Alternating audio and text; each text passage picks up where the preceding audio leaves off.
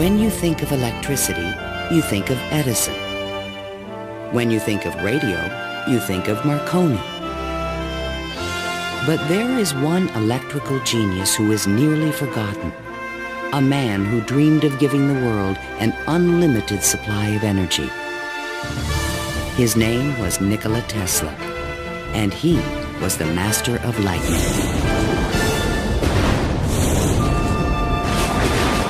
This program was made possible by contributions to your PBS station from viewers like you. Thank you.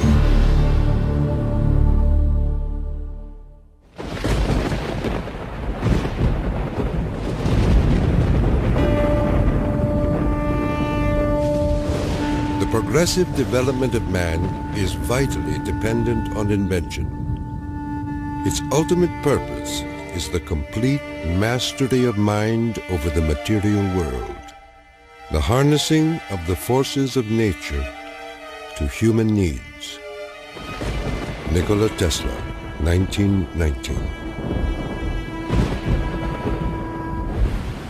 This is the story of a modern Prometheus who changed the world with electricity. It was Nikola Tesla who captured the power of Niagara Falls with his alternating current system and made it possible to transmit electricity to all of America and the world. It was Tesla who patented the technology for wireless communications that is used in all radio and television broadcasting. His incredible legacy can be seen in everything from remote control to neon and fluorescent lighting, X-rays, guided missiles, and even the Strategic Defense Initiative. Yet somehow history has overlooked this remarkable man. Tesla was indeed a genius of the first magnitudes. He was a technological visionary. He could envision great things and make them work. He was a foreigner, an immigrant who arrived in America with only his dreams. A proud and sometimes arrogant man, he worked and locked horns with some of the most powerful people of his day.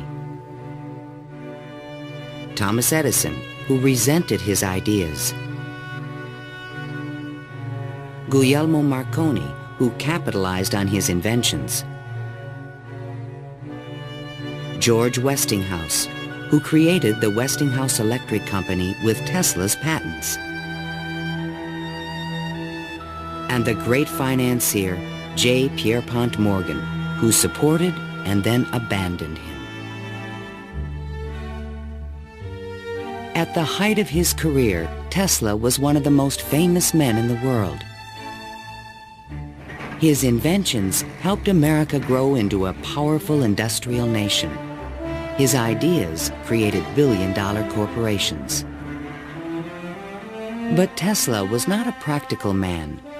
Always driven toward the next great breakthrough, he failed to protect his commercial interests. In the end, others made fortunes with his inventions, and he wound up penniless and rejected. Money does not mean to me what it does to other men. All my money has been invested in inventions to make man's life a little easier. He was a visionary genius. There aren't many of them. And he was willing to give his life to his visions. We have to evolve means for obtaining energy from stores which are forever inexhaustible. What I intend to show you now, step by step, is how I finally reached my dream.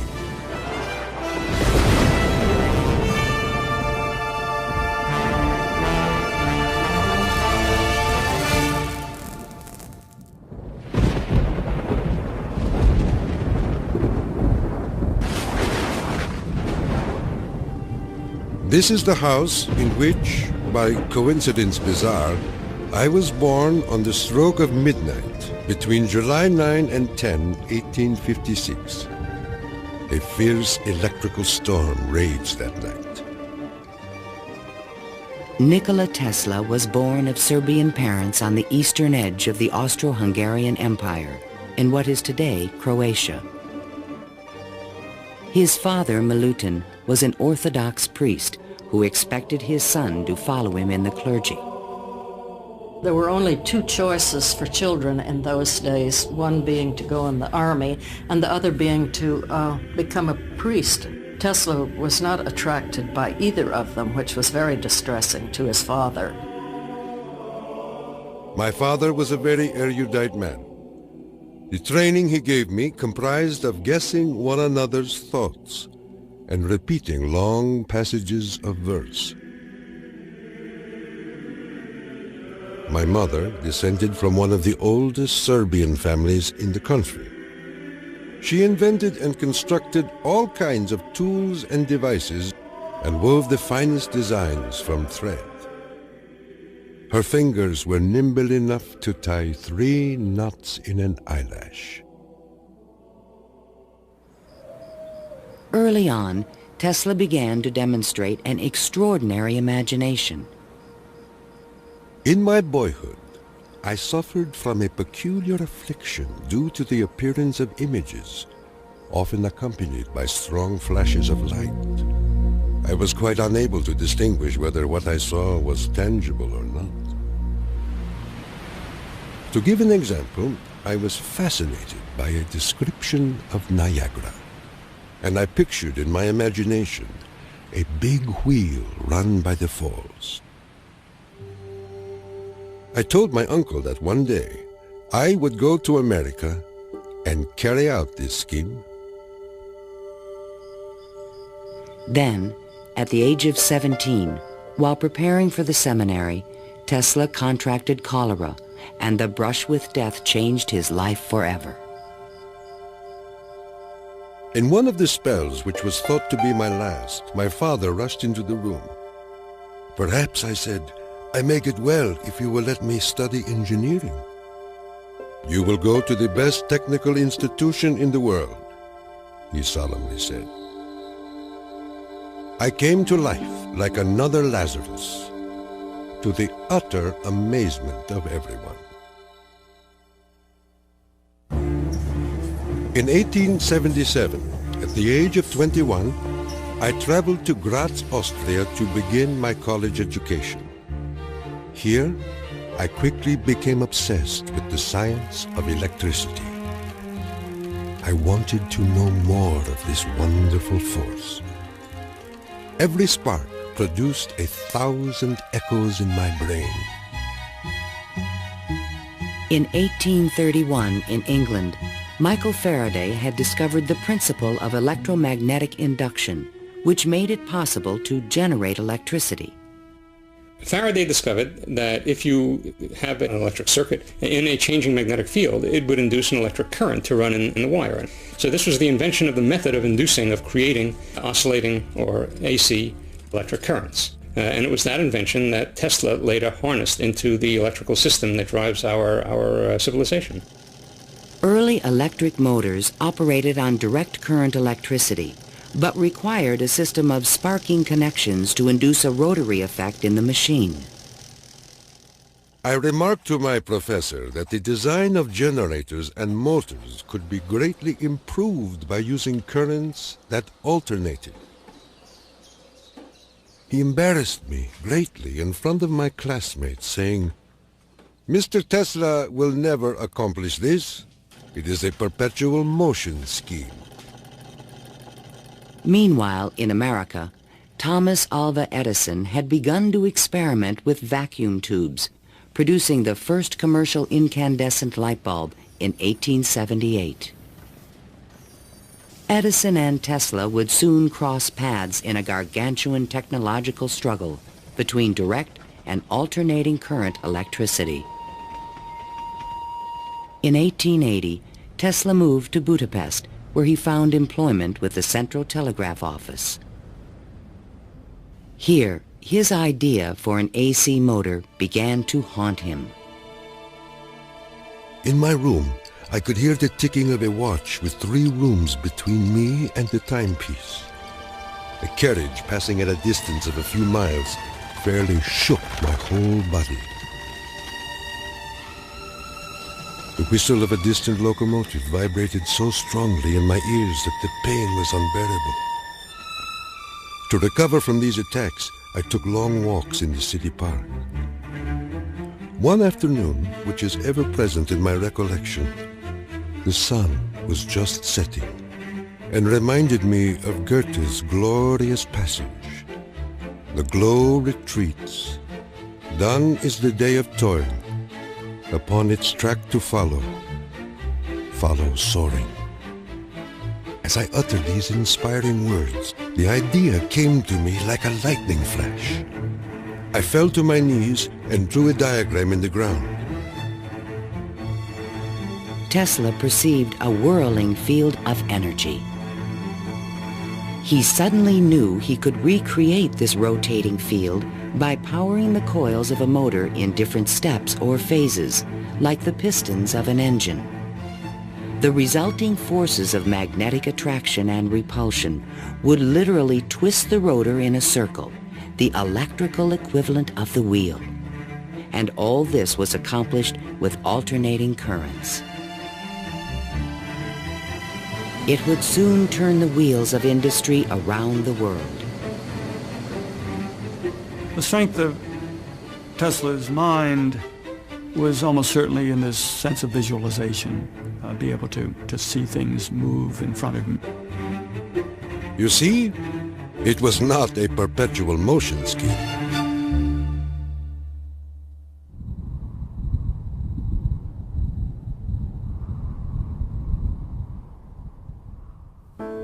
It had been the height of my ambition and my most ardent wish to see America and come in contact with the great Thomas Edison. Accordingly, I undertook the voyage, and after losing my money and tickets and passing through a series of mishaps, including a mutiny in which I almost lost my life, I landed on these blessed shores with 4 cents in my pocket. Tesla arrived in New York on June 6, 1884. A 28-year-old immigrant, he was filled with dreams of success in this strange new land.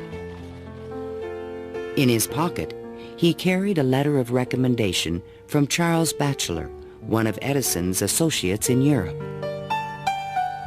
My dear Edison, I know 2 great men, and you are one of them. The other is this young man. Tesla came to America because he had tried to get his alternating current motor produced in Germany, and I believe in France as well, without any success. And he realized that there was probably only one person in the world who could help him with it, and that was Thomas Edison. New York had had electricity since the late 1870s. Edison installed his first DC power station on Pearl Street, near the financial district, in 1882. He did this with help from the great Wall Street financier J. Pierpont Morgan. But the system was far from perfect.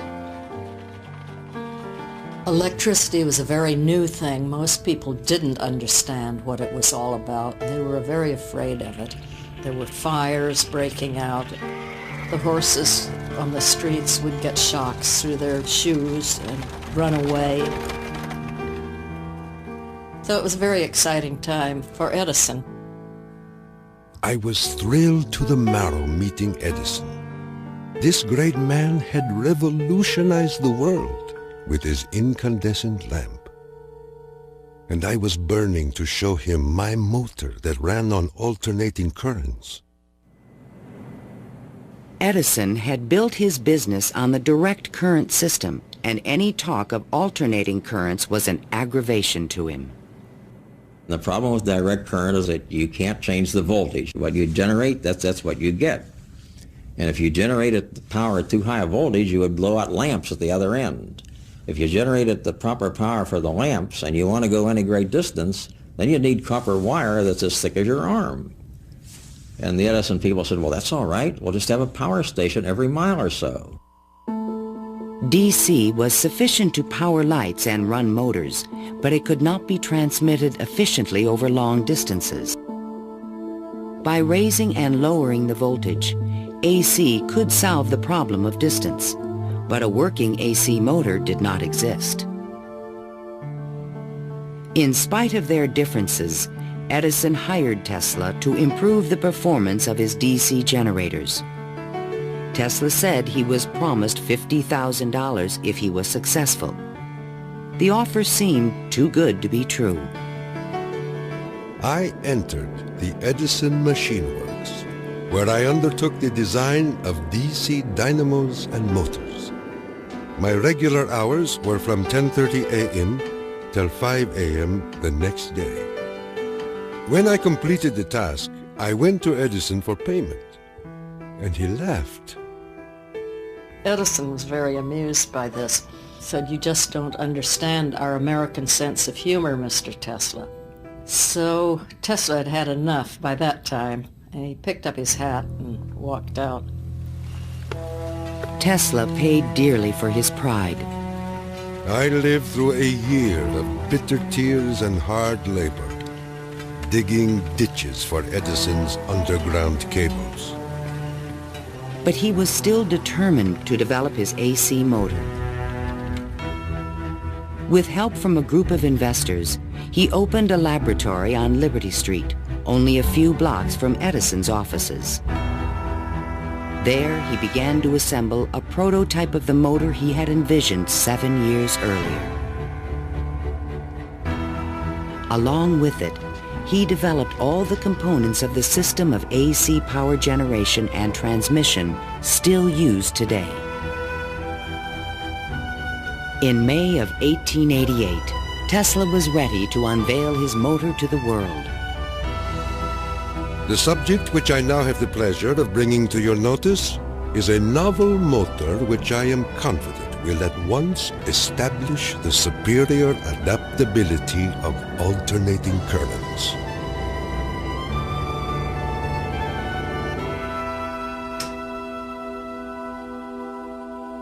Over the next 5 years, 22 U.S. patents were awarded to Nikola Tesla for AC motors, generators, transformers, and transmission lines, the most valuable patents since the invention of the telephone.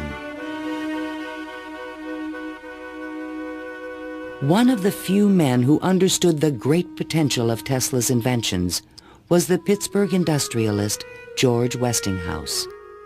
He visited Tesla's laboratory, and on the spot, he offered to purchase all the patents dealing with the alternating current system for $1 million. Westinghouse also proposed a royalty of $2.50 for each horsepower generated by a Tesla invention. The young Serb was on his way to fortune and fame, while other inventors looked on with fascination and with envy. In all my troubles, I did not neglect to become a real American citizen, making me a proud and happy man.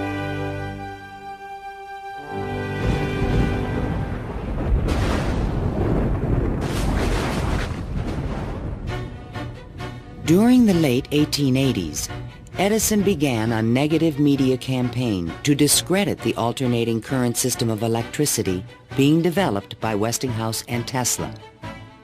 It became known as the War of the Currents. My personal desire would be to prohibit entirely the use of alternating currents. They are as unnecessary as they are dangerous. Edison employees demonstrated the dangers of alternating current by electrocuting animals in public demonstrations. Just as certain as death, Westinghouse will kill a customer within 6 months after he puts in a system of any size. None of his plans worry me in the least. An Edison associate suggested using alternating current as a means of executing criminals. A test took place at New York's Auburn State Prison in 1890. Several gruesome attempts were required to kill the victim.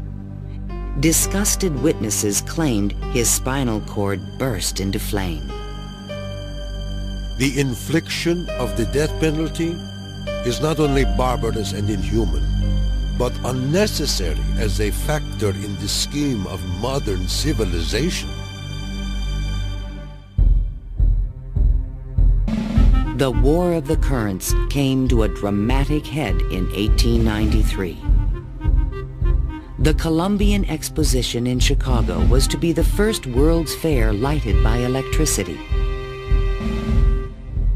The Edison Company, the Thomson-Houston Company, they all got together and formed General Electric Company, 1892.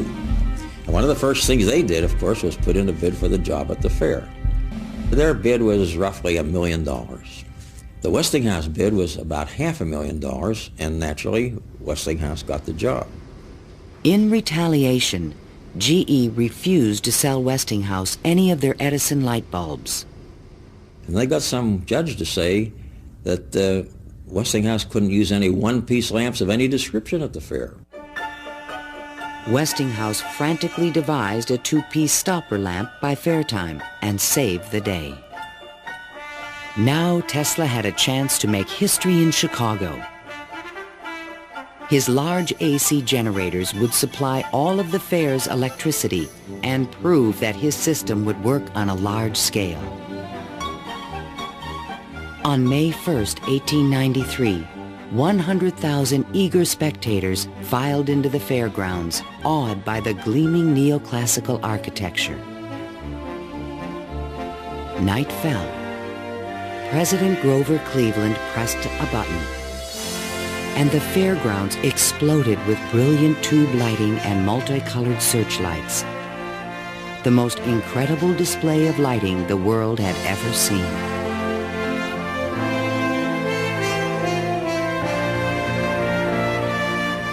In the great hall of electricity, the public could see that the Tesla-Westinghouse system made it all possible.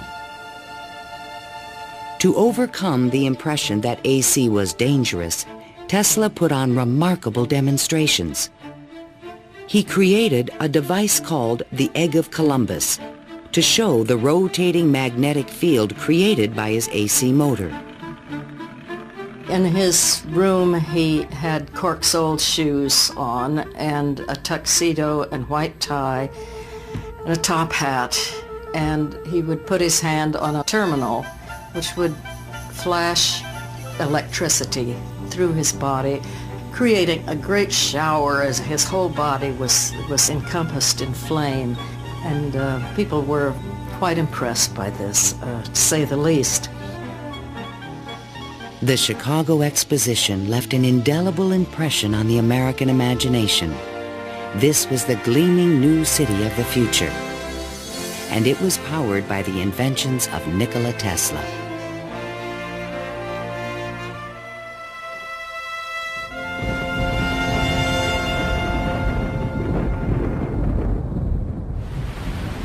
Since childhood, Tesla had dreamed of harnessing the power of the great natural wonder called Niagara Falls.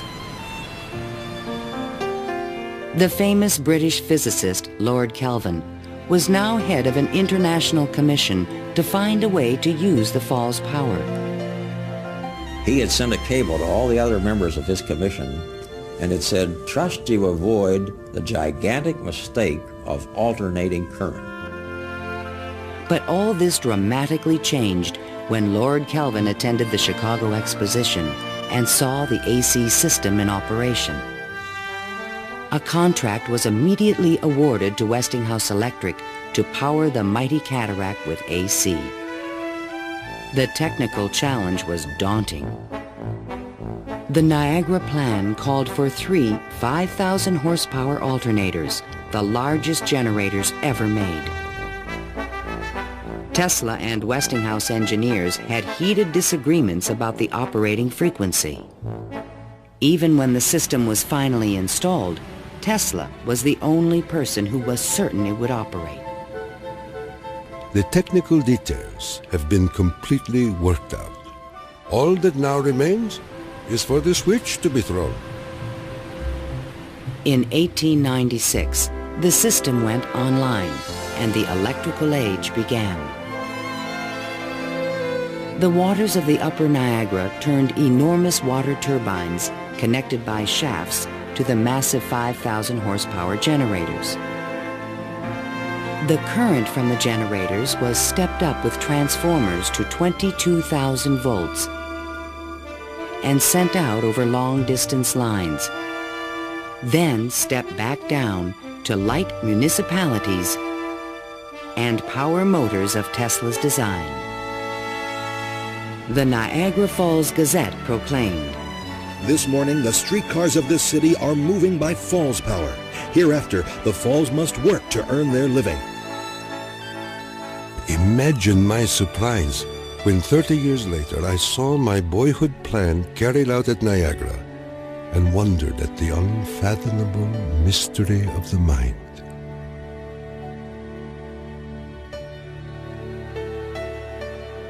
Within a few years, the number of generators at Niagara was increased to 10. By the turn of the century, the power lines stretched 360 miles to New York City. The War of the Currents was over, and Tesla was the winner.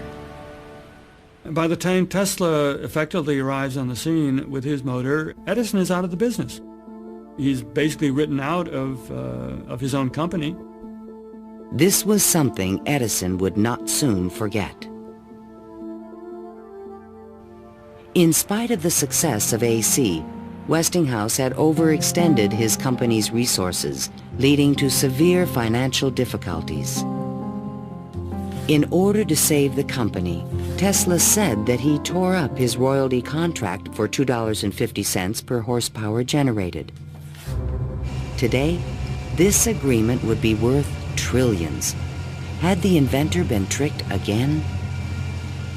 This is something that we've never found any record of in the Westinghouse annals. We do have something which is a memorandum of agreement about that, but it was never signed. But Tesla was ready to move on. I had already perceived enough to get the idea that energy could be transmitted and received without connecting wires in between. He was convinced his next invention would make him a millionaire once more.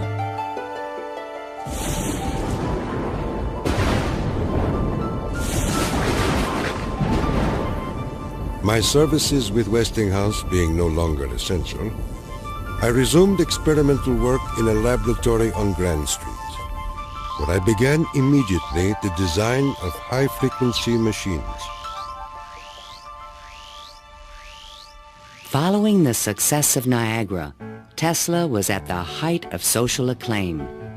Everyone wanted to know more of this mysterious foreigner who was transforming the world with his electrical inventions. So far as personal appearance goes, no one can look upon him without feeling his force.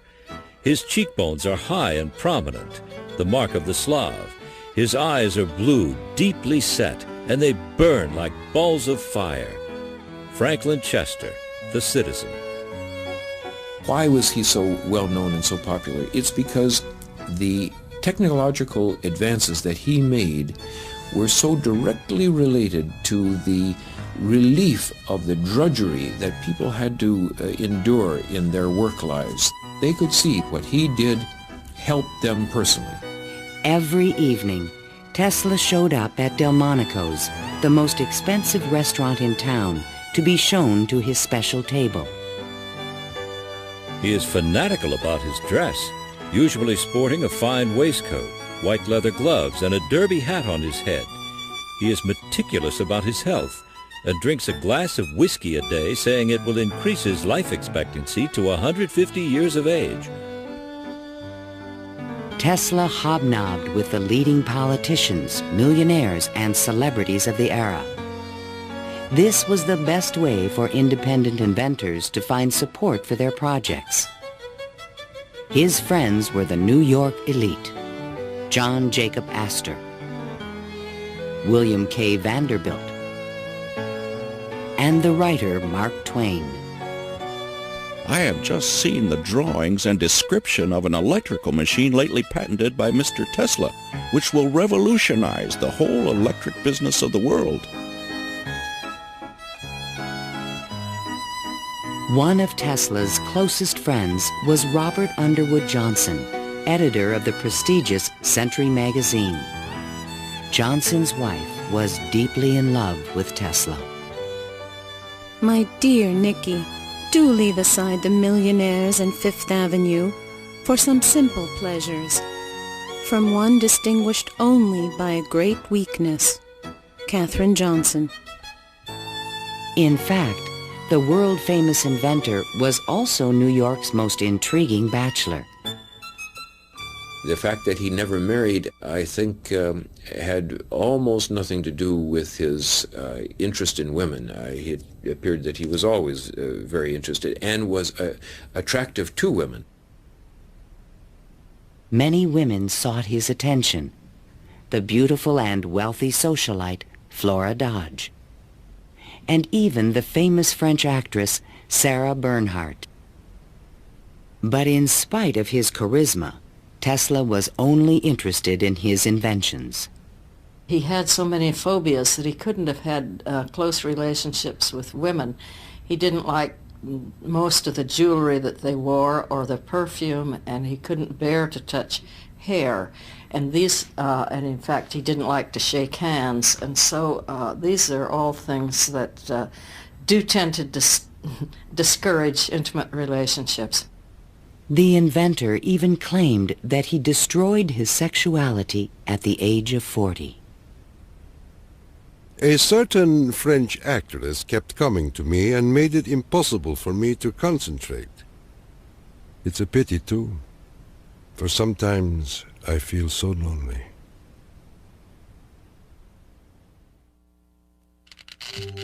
Throughout the 1890s, alongside his work on AC power technology, Tesla was also experimenting with high-frequency electricity. In 1873, James Clerk Maxwell in England had proven mathematically that light was electromagnetic radiation. Light was electricity, vibrating at an extremely high frequency. To explore this unknown world, Tesla invented a unique device, still known today as a Tesla coil. The Tesla coil is an instrument that can step up voltages to high voltages at high frequencies. That essentially transmits a radio signal. Tesla invited friends and potential investors to late-night demonstrations in his laboratory. In experiments, he would permit his guests to pass thousands of volts of electricity through their bodies to light a lamp or melt a wire in their hands. Mark Twain was always a willing subject. Thunder is good. Thunder is impressive. But it is lightning that does the work. Even today, it would be a little bit scary to go into Tesla's laboratory, and in those days when people didn't know anything about electricity, it must have been terrifying. With high frequencies, Tesla developed some of the first neon and fluorescent illumination. He also took the first X-ray photographs. But these discoveries quickly paled one day in 1890 when a vacuum tube illuminated in his hand without any wire connection. To me, it was the first evidence that I was transmitting energy through the air. This was the beginning of Tesla's lifelong obsession, the wireless transmission of energy.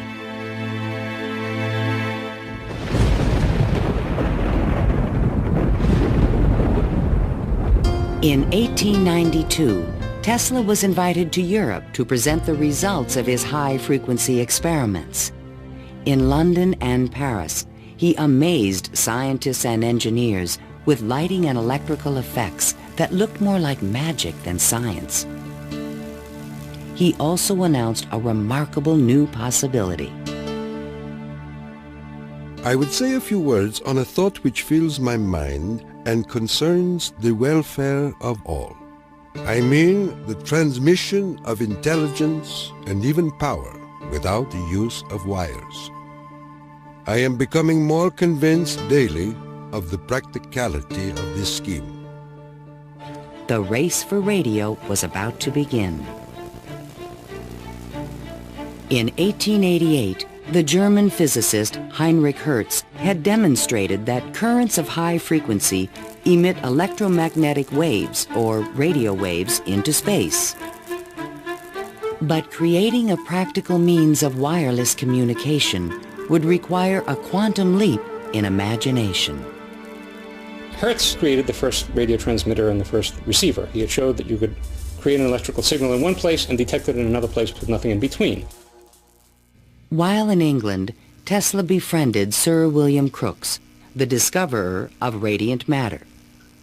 Crookes was a mystic and believed that human beings could communicate telepathically when they were attuned to high-frequency brainwaves. Tesla was skeptical, but one night in his bed he had a powerful and disturbing vision. I saw a cloud carrying angelic figures, one of whom gradually assumed the features of my mother. In that instant, a certitude, which no words can express, came upon me that my mother had died. And that was true. Tesla was convinced that he and his mother were tuned to the same frequency. His otherworldly experience would soon lead him to another revolutionary invention. On his return to New York in 1893, Tesla banished himself from social life and disappeared into his new laboratory on South Fifth Avenue. Following his uncanny intuition, he soon discovered that Tesla coils would transmit and receive powerful radio signals when they were tuned to resonate at the same frequency. Tuning is the key to all radio and television transmission. In my laboratory, I could take in my hands a coil tuned to my body and collect 3/4 horsepower anywhere in the room without any tangible connection. Sometimes I would produce flames shooting out from my head and run a motor in my hands, or light 6 or 8 lamps. By early 1895, Tesla was ready to transmit a signal 50 miles to West Point, New York. He could now produce 1 million volts with his new conical coil. But that year, on the Ides of March, disaster struck. Fire broke out in the building which housed Tesla's laboratory. Everything was lost. Utterly disheartened and broken in spirit, Nikola Tesla, one of the world's greatest electricians, returned to his room in the Gerlach yesterday morning and took to his bed. He has not arisen since. I was devastated. What could I say? The work of a lifetime lost in a fire that lasted only an hour or so. The timing could not have been worse. In England, a young Italian experimenter named Guglielmo Marconi had been hard at work and created a device for wireless telegraphy. Concerned that Marconi would exploit his ideas, Tesla opened a new laboratory and rushed to complete his own system for wireless communication. This patent, filed by Tesla in September 1897, is the fundamental technology for radio. But it would be 50 years before Tesla got credit for his invention. Various people in various different countries had the idea of exploiting this as a means of communication. But I think Tesla was the one with the real vision, in which you would broadcast signals on a definite carrier frequency, and then you would have a series of antennas that were sensitive to one frequency only, tuned to a certain frequency, and would detect just one of these signals and make it an intelligible transmission. And once again, his vision describes the world that we live in.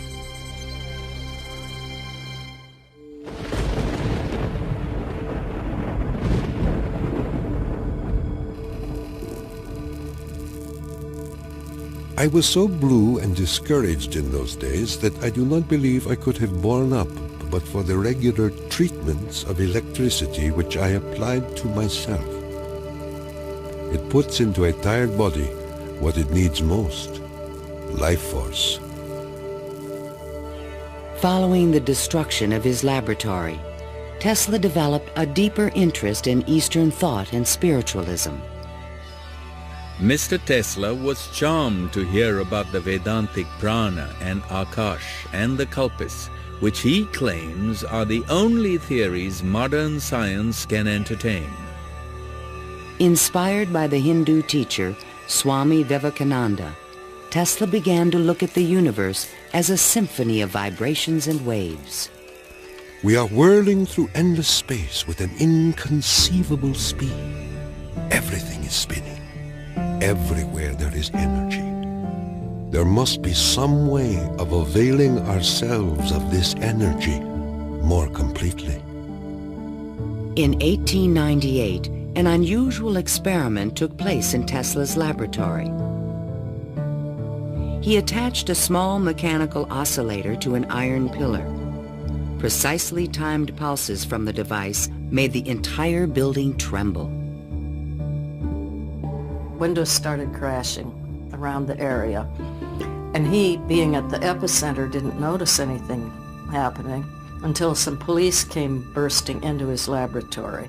It was just at the moment where he'd picked up a sledgehammer and broken the oscillator. He just said to the policemen that how too bad that they had just missed an interesting experiment. Tesla was, I would say, obsessed with frequency, the notion of resonance.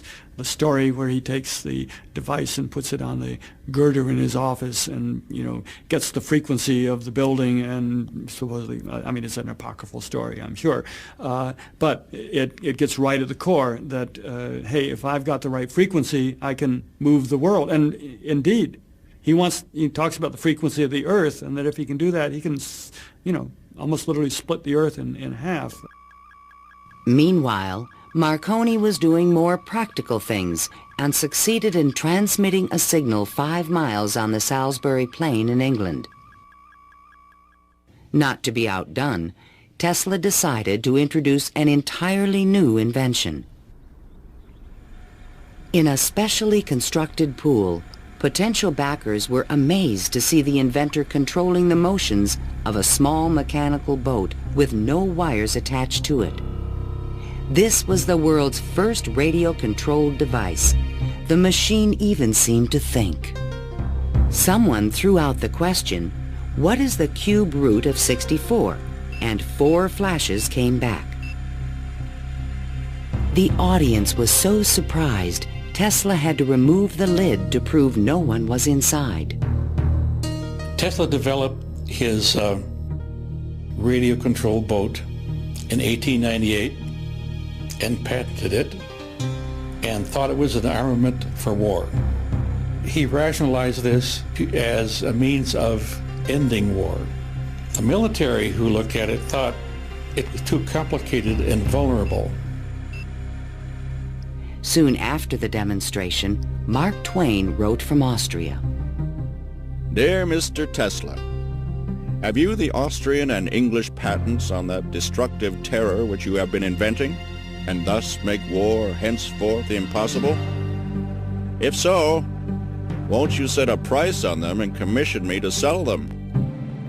Sincerely yours, Mark Twain. But I have no desire to be remembered as the inventor of a purely destructive device. I prefer to be remembered as the inventor who abolished war. That will be my highest pride.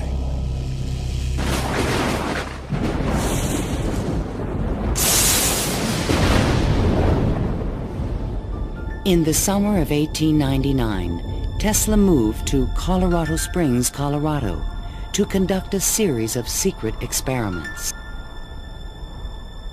He told curious local reporters that he intended to send a wireless message from Pikes Peak to Paris for the Paris Exposition of 1900. But his plans were even more ambitious. I came to the conclusion that it would be ultimately possible, with very little elevation, to transmit electrical power through the upper atmosphere. Just outside the city, he constructed an experimental station with sliding roof panels. A quote in Italian from Dante's Inferno hung by the entrance of the strange wooden structure. It read, "Abandon hope, all ye who enter here." During the construction phase, Tesla studied lightning. Now, I can understand Tesla's fascination with it, because what happens in lightning is that electricity is being transmitted from one place to another. Electric power, not just electric signals, but real electric power is being transmitted from one place to another. And the way it happens is that the air itself breaks down, it ionizes, it becomes what we call a plasma, and therefore for a moment it's a conductor, and it's actually conducting electricity just the way an electric wire conducts electricity. Inside the station, he began to assemble the largest Tesla coil ever built, which he called the magnifying transmitter. An antenna rose 145 feet above the building, crowned with a copper foil sphere. The entire station was, in effect, a machine to create lightning. Late one evening, Tesla put his transmitter to the test. He signaled to an assistant to close the switch. Huge streamers of electricity shot out of the coil and darted through the room. The sound of the exploding discharges was deafening. Outside, above the building, bursts of artificial lightning, more than 100 feet long, began to shoot out of the ball atop the antenna. Its thunder could be heard 20 miles away in the small mining town of Cripple Creek.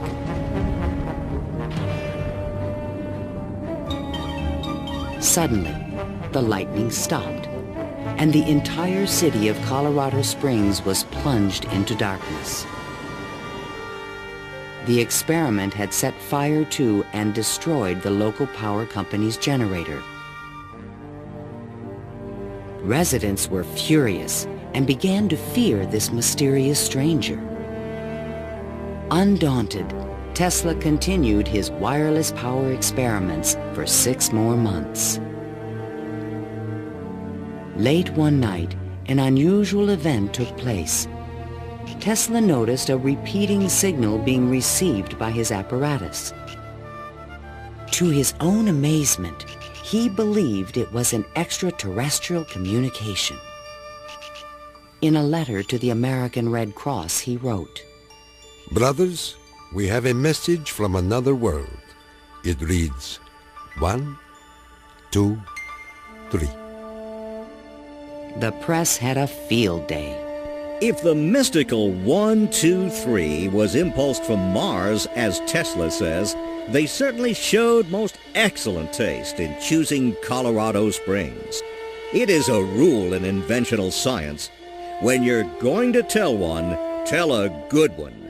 And men have become great in this way. Colorado Springs Gazette. Though widely ridiculed for his claim, Tesla may have been the first to detect radio waves from space.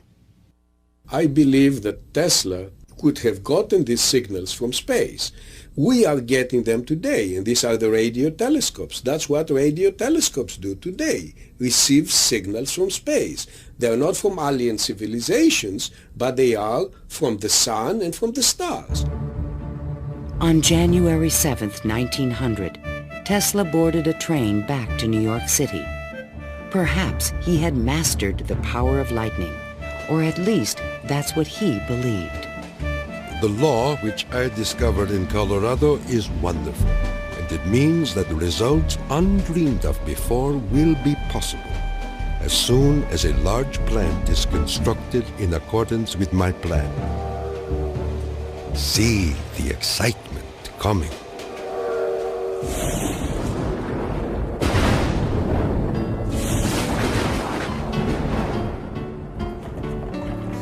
When Tesla arrived home, it was a brand new century. Electricity was fueling the tremendous growth of the city. And now, there was talk in the air about the new art of wireless communication. Marconi arrived in New York in 1900 to attract investors for his new company, Marconi America. He filed a U.S. patent for a system of wireless telegraphy, but it was rejected because it was similar to Tesla's invention. It became obvious, I think, to Marconi as well as to other experimenters of the time that the Tesla system was an efficient, powerful resonator that would produce electromagnetic waves that you could work with. Confident in the future, Tesla took up residence in the Waldorf Astoria Hotel and wrote a sensational article for Century magazine.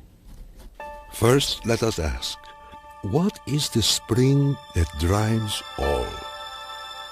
All this energy emanates from one single center, one single source, the sun. In this detailed futuristic vision, he described a means of tapping the sun's energy with an antenna. He suggested that it would be possible to control the weather with electrical energy. He predicted that wars would soon be eliminated by machines. And to unite all nations, he proposed a global system of wireless communications. When wireless is fully applied, the Earth will be converted into a huge brain, capable of response in every one of its parts.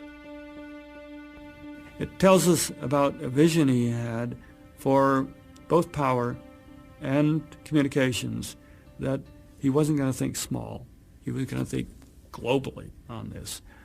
And that's all very nice if it works. The idea of a global communications network was very appealing to one of the world's most powerful men, J. Pierpont Morgan. He agreed to invest $150,000 into Tesla's worldwide radio broadcast center.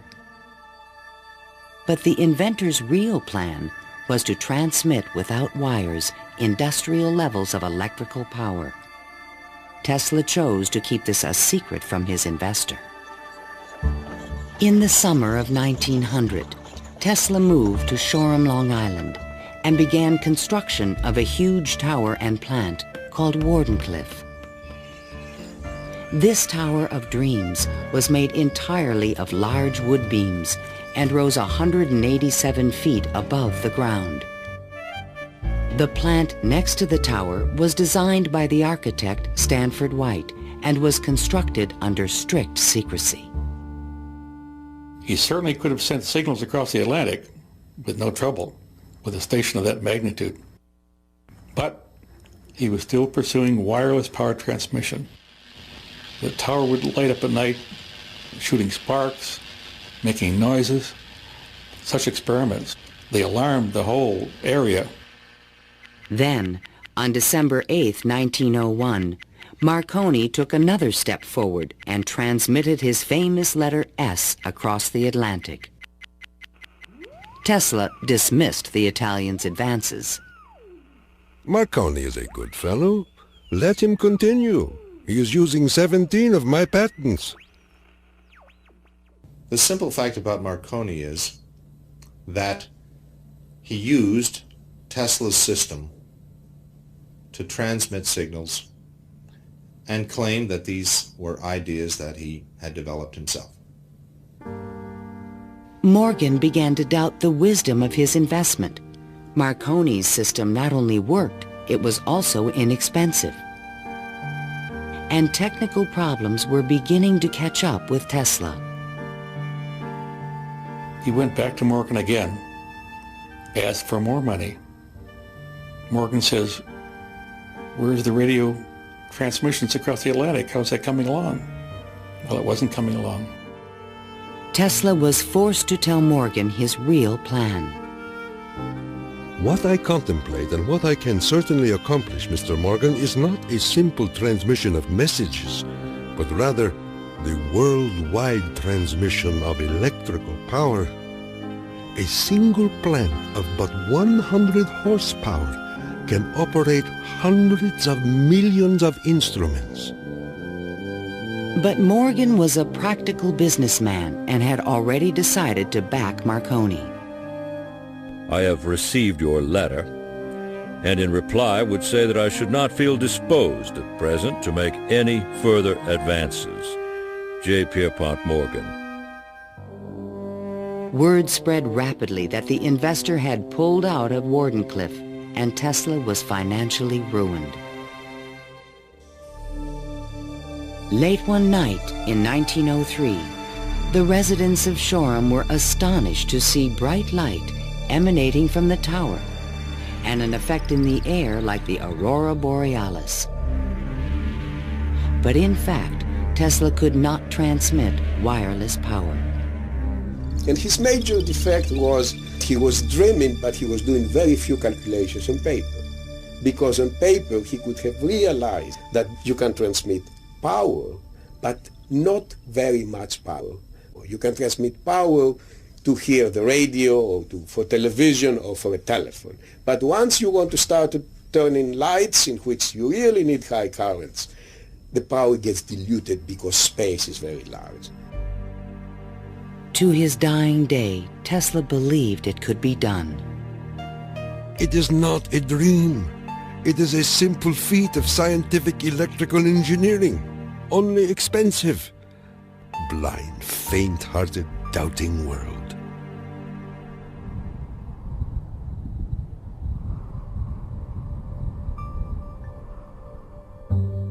Wardenclyffe marked a turning point in Tesla's career. Like a modern Prometheus, he had reached too high and failed. In 1904, the U.S. Patent Office suddenly reversed its previous decisions and gave Marconi a patent for radio. 1 year later, Tesla's fundamental AC patents expired. Now the inventions that powered the world could be used by anyone free of charge. The public didn't realize that he had made this invention that had made billionaires out of corporations, and that he himself was broke. With no money to carry on his work, Tesla began to sink into an isolated world. He was totally disinterested in business. I think it not necessarily bored him, but he didn't make the relationship between the importance of business and the importance of his invention and discovery. Occasionally, he was seen in public parks feeding the pigeons. These are my sincere friends. Tesla's melancholy turned to anger in 1909 when Marconi was awarded a Nobel Prize. Mr. Marconi is a donkey. The question of Tesla and radio is certainly a very interesting one. It's clear that Tesla, in terms of certain basic notions of radio, was very early, if not first, in expressing them and even of getting taking them to the patent stage. In desperate need of money, Tesla brought suit against the Marconi company, claiming that his patent rights had been infringed. But he lacked the resources to wage a legal battle with a large corporation, and ultimately gave up. Marconi had received the Nobel Prize for work that Tesla correctly believed to be his own. I suppose everything is fair in wireless as in warfare. In 1915, the Nobel Prize entered Tesla's life once again. The Swedish government has decided to distribute the Nobel Prizes next week as follows. Physics, Thomas A. Edison and Nikola Tesla. Even Tesla was surprised by the front-page announcement in the New York Times. I have concluded the honor conferred upon me concerns the transmission of electrical energy without wires. But 1 week later, the award was given to William H. Bragg of Oxford, England, for his work with X-rays and crystal structure. The embarrassing situation was never really explained. A rumor spread that Tesla had refused to share the prize with Edison. The difference that the Nobel Prize could have made in Tesla's life soon became evident. Testimony given by Nikola Tesla, the electrical inventor, in a judgment for $935 back taxes was filed yesterday. Mr. Tesla said under oath that he was penniless and had been living on credit. In an attempt to give him long overdue recognition, the American Institute of Electrical Engineers decided to award Tesla their prestigious Edison Medal. But on the night of the presentation, the guest of honor was missing.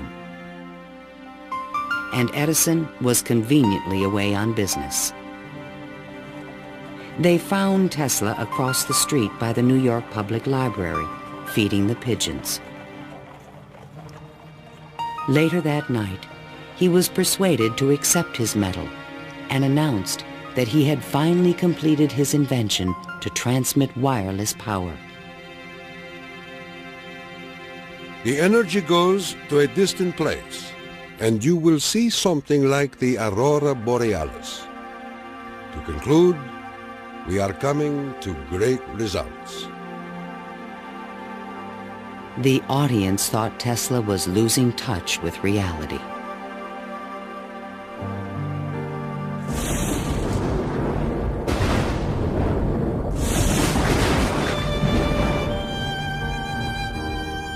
I refuse to accord to some small-minded and jealous individuals the satisfaction of having thwarted my efforts.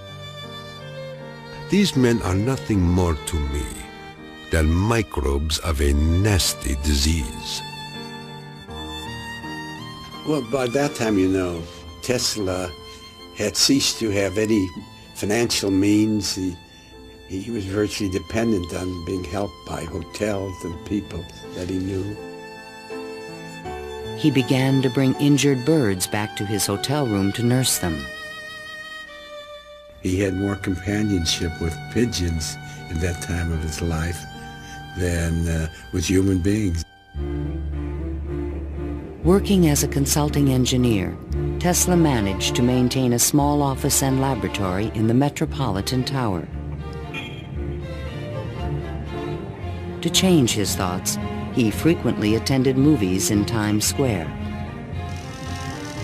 Here he could see his futuristic ideas appearing on the screen. But his ideas were only accepted in science fiction movies and magazines. In 1924, there was a news report that while at Colorado Springs, Tesla had invented a death ray machine that shot bolts of lightning. The inventor was strangely quiet on the topic. Meanwhile, a new scientific star, Albert Einstein, had captured the world's attention with his theory of relativity. Tesla continuously attacked the validity of Einstein's work. Scientists today wander through equation after equation that have no relation to reality.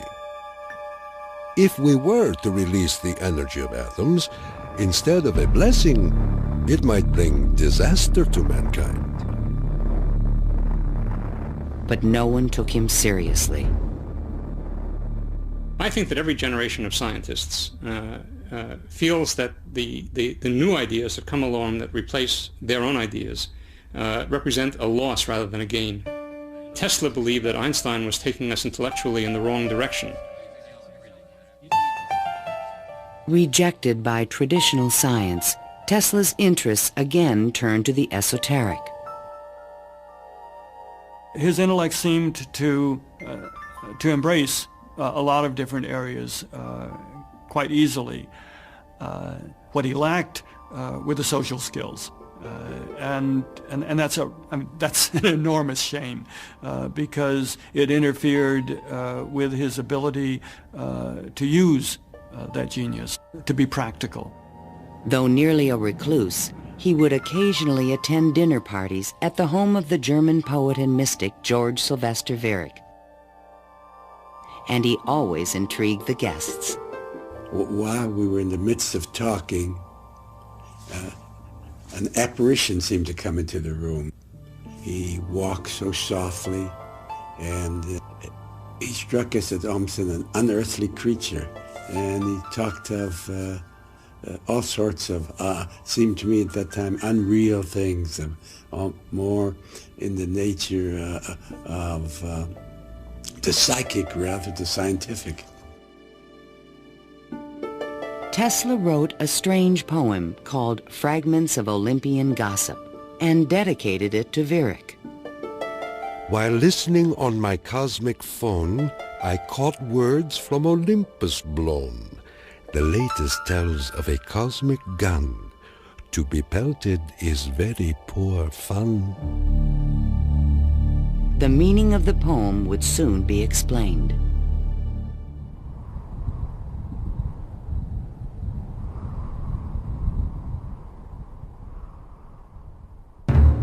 I inherited from my father an ineradicable hatred of war. But war can be stopped, not by making the strong weak, but by making every nation, weak or strong, able to defend itself. Thomas Edison, America's best-known inventor, died in 1931.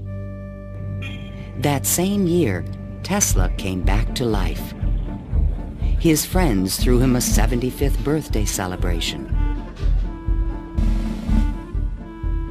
Time magazine put his picture on the cover.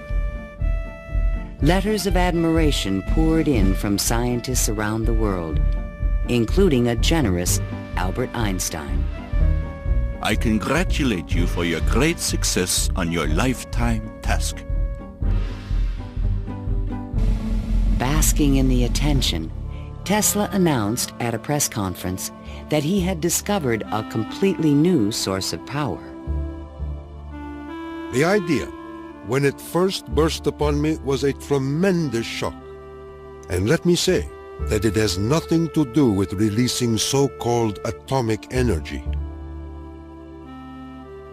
I think that a lot of the proposals that he made in his later life were so esoteric as to be impractical in that time and even in the current time. When the Nazis rose to power in Germany, Tesla decided that the time was right to reveal his new source of power.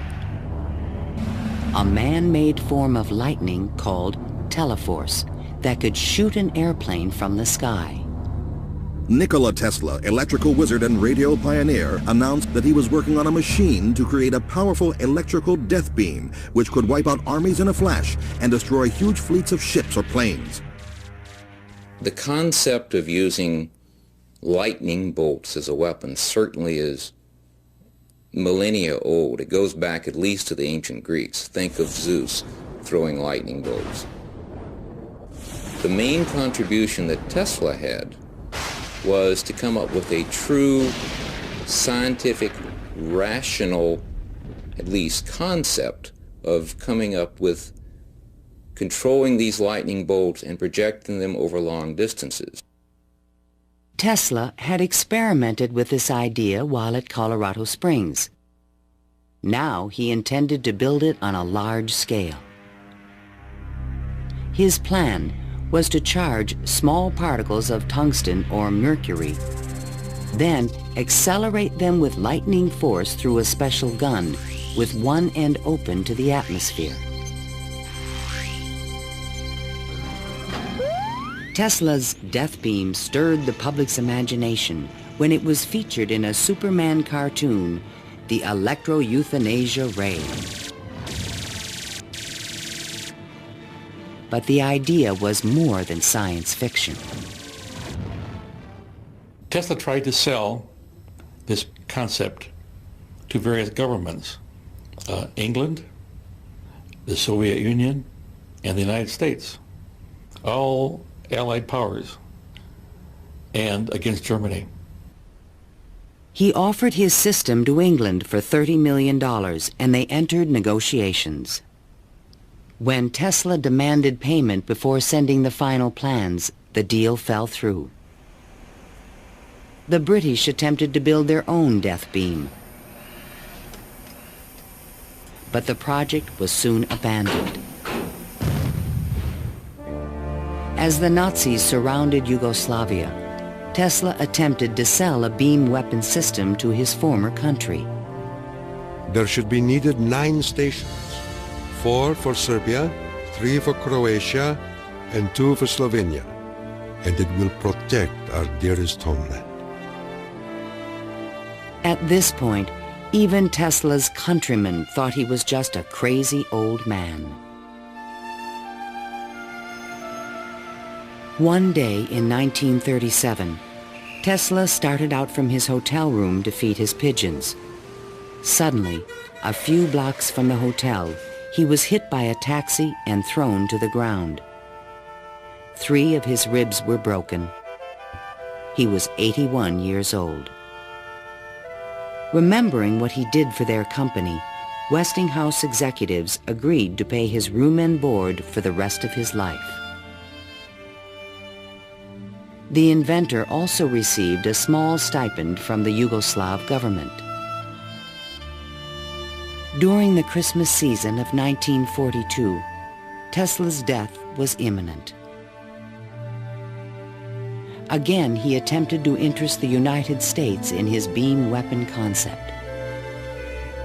At the recommendation of 2 government engineers, a meeting of high-level officials was scheduled at the White House for January 8, 1943, to consider his plans. But the meeting never took place. Nikola Tesla, inventor of the Tesla coil, the induction motor, and hundreds of other electrical devices, died last night in his suite at the Hotel New Yorker. On last Thursday night, here in our city of New York, a man who was 87 years of age died in his humble hotel room. On January 10, 1943, Mayor Fiorello LaGuardia of New York paid tribute to Tesla on the radio. He died in poverty, but he was one of the most useful and successful men who ever lived. Were we to eliminate from our industrial world the result of Tesla's work, the wheels of industry would cease to turn, and our electric trains and cars would stop. Our towns would be dark, our mills and factories dead and idle. But Tesla is not dead. The important part of Tesla lives in his achievement, which is great, an integral part of our civilization, of our daily lives, of our current war effort. Ironically, only 5 months after Tesla's death, the United States Supreme Court declared elements of the Marconi patent invalid. The decision confirmed Nikola Tesla's patent priority for the fundamental technology of radio.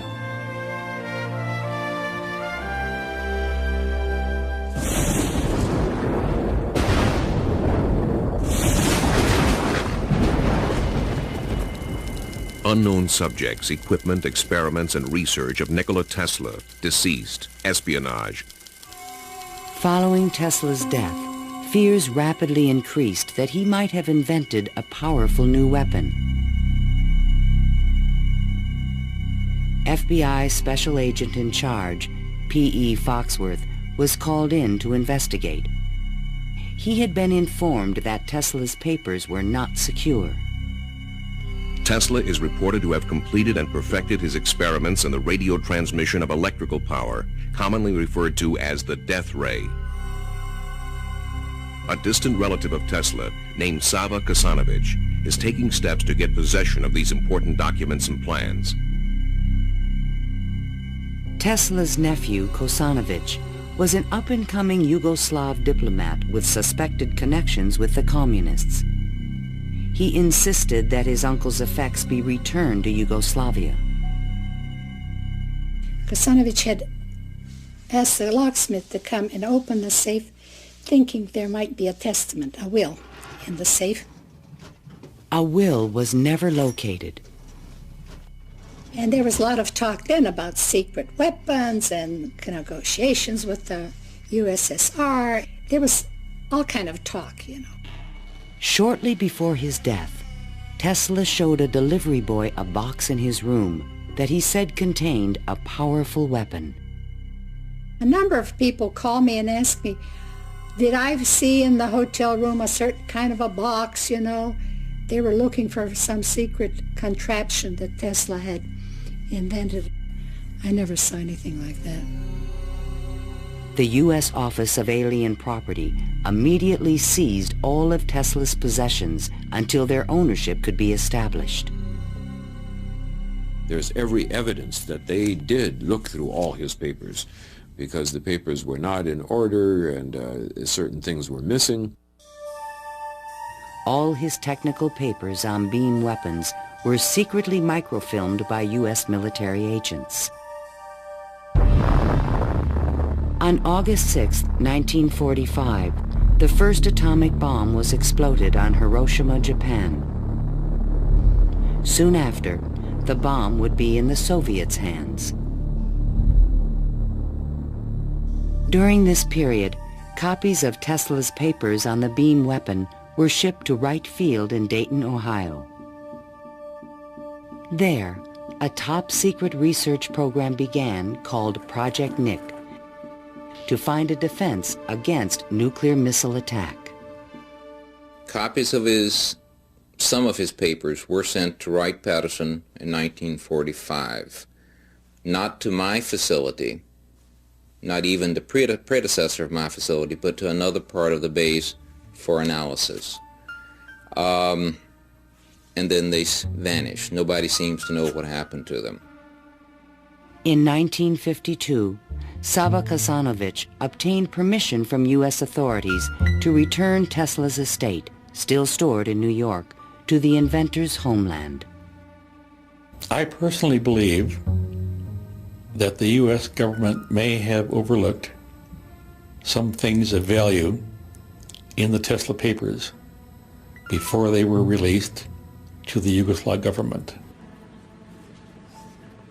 A Tesla museum was opened in Belgrade by Yugoslavia's president, Marshal Tito. But during the Cold War, the museum was off limits to Western scientists and scholars. Then, in 1960, Soviet Premier Khrushchev announced that the USSR had developed a powerful new weapon. There was concern in the U.S. that the Russians may have access to Tesla's missing papers on beam weapons in Belgrade and elsewhere. It's possible that these papers on the particle beam weapon were obtained by the Soviet Union, but it wasn't the only copy. In other words, I think that the United States has always had Tesla's papers on particle beam weaponry. An American beam weapon program began at Lawrence Livermore Laboratories, but engineers could not produce an effective directed energy weapon. I've always been a sort of a fan of Nikola Tesla, an admirer, and definitely he had the concept of a charged particle beam weapon back in the 1930s.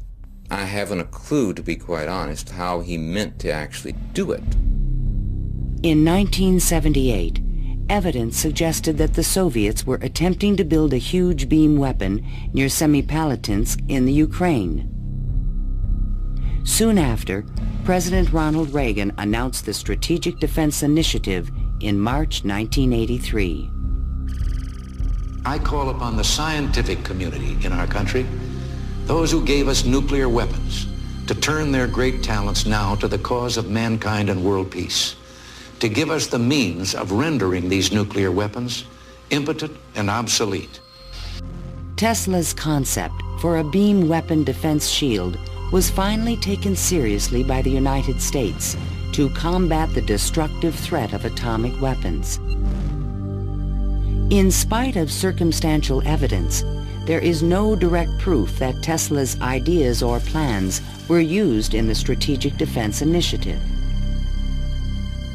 And even today, after decades of investment and research, scientists still disagree on whether beam weapons are realistic. Basically, let me just make a short statement. That's all I'm really at liberty to say, is that a considerable amount of effort has taken place in the United States and in a number of other countries trying to get these things up to a real weaponizable status. Let me stop at that point. No U.S. government archive has any record of Tesla's technical papers, which were copied immediately after his death. And what has become of Tesla's great dream to transmit electrical power without wires? This is the Navy and Air Force High Frequency Active Auroral Research Program, or HAARP, in Gakona, Alaska. The large antenna array is designed to beam high-energy microwaves into the ionosphere.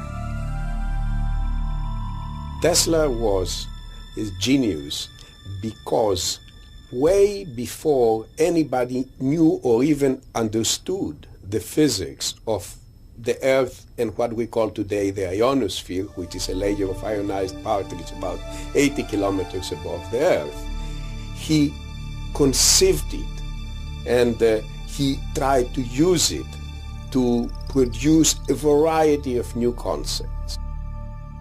The HAARP project evolved from a patent filed in 1987 in which Tesla's work is referenced. It proposed using the ionosphere like an enormous electrical circuit to transmit power around the planet.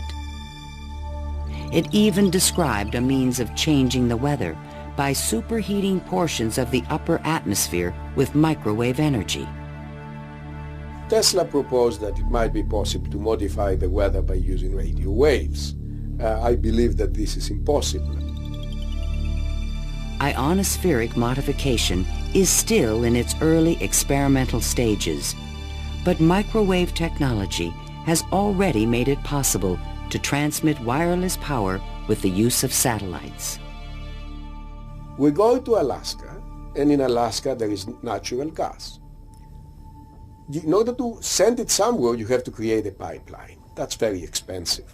So we said, all right, let's go into Alaska, create microwaves from the natural gas, send them to a satellite at a particular geosynchronous orbit, put a reflector there, and send it to Japan. And in Japan now, you get the antenna, which transforms these microwaves into 60 hertz, and you get electricity.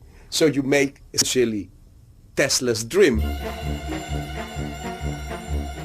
The scientific man does not aim at an immediate result. He does not expect that his advanced ideas will be readily taken up. His work is like that of the planter for the future. His duty is to lay the foundation for those who are to come and point the way. He was special. I mean, he was unique. He was unusual in all sorts of ways. And if we are to understand our own creativity, our own ability to invent, there's an awful lot to be learned by studying the way in which he created. The day when we shall know exactly what electricity is will chronicle an event probably greater, more important than any other recorded in the history of the human race.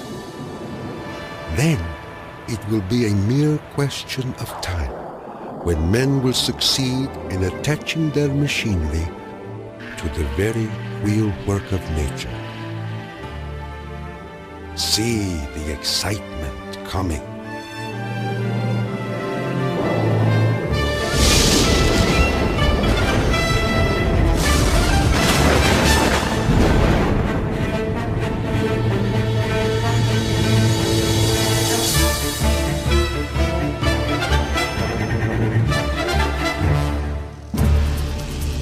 To learn more about Nikola Tesla, visit PBS online at pbs.org.